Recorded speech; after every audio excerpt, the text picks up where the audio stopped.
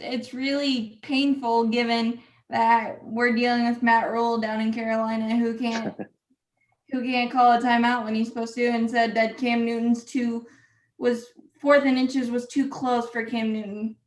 That's what he said on Sunday. So thankfully I at least have one good coaching staff because I can't. Yeah, NFL. I mean, being a fan of the Falcons is like being a fan of the Panthers. It's just we're this. We always tweet or text each other our miseries. Yeah, we text each other our miseries on Sundays. But the Falcons, I don't. It's going to take a while for them to turn around because we got Terry Fontenot as our new GM, and I think Arthur Smith and Fontenot. I think it's going to take them at least 2 years to get their schemes, their coaches, their players, their drafts and stuff. For lack of better terms, you basically have to kind of unscrew everything that Dimitroff did. I mean, I was calling for his head, 4 years ago. Like I've just never cared for him. I mean, his drafting, terrible. I mean, absolutely terrible.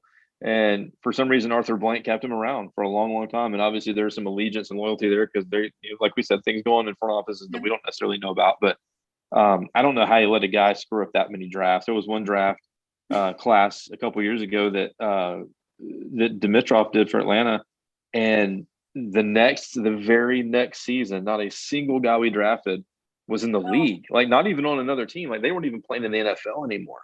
And I'm like, how? Like how do you do that? Yeah. Well, I say that 15 times when I'm watching Matt Rule try to coach and him try to explain away things in his press conference. I honestly think he just practices weird faces. Like because he's comparing. Where was he? Was he at Baylor? Is that where he was? Where Baylor he came? And yeah. And I'm not saying that he doesn't have deficiencies on the roster because we do not have an offensive line to speak of, and that doesn't really help. But comparing himself to Jay-Z and saying it takes 7 years to become relevant. If you're still a Carolina Panther head coach in 7 years, I'm going to puke unless we went to the playoffs at least twice.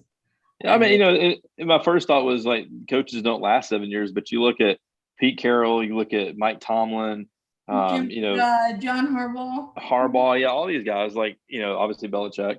Yeah, I mean, if you do it right, you can stick around for a long time. But it's people like us that go through, the Panthers and the Falcons, and people that go through these, these.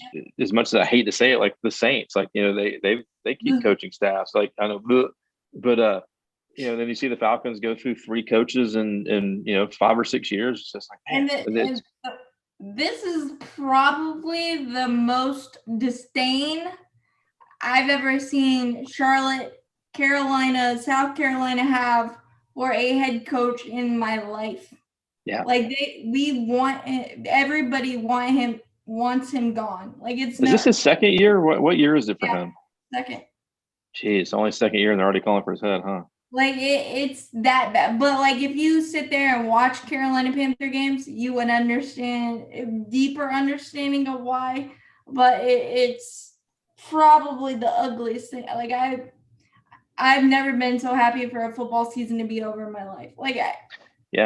The Falcons, of all my sports fandom, the Falcons are one of the ones that's probably just there. Like it's, I don't want to say fair weather because I've lived here my whole life and I've always been a Falcons fan, but like I get into them more when they're doing well. But like in this season, like I still watch the games on Sunday, but it's more background noise. Like it's just there. Yeah. I'll get up and go to the bathroom or go make a sandwich or do something like where like sometimes